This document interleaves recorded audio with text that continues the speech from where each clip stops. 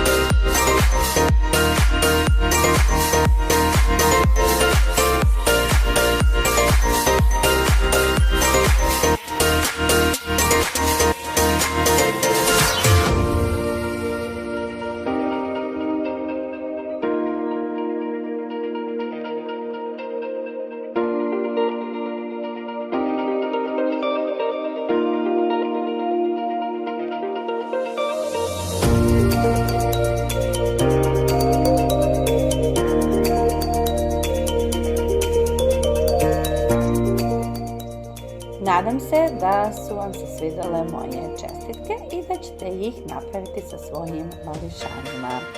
Ako želite da mi pomognete i da se igramo i družimo zajedno, zapratite moj kanal. Za vas je to samo jedan klik, a meni znači jako puno. Hvala puno što ste bili tu, što smo se i družili zajedno. Vidimo se uskoro. Ćao!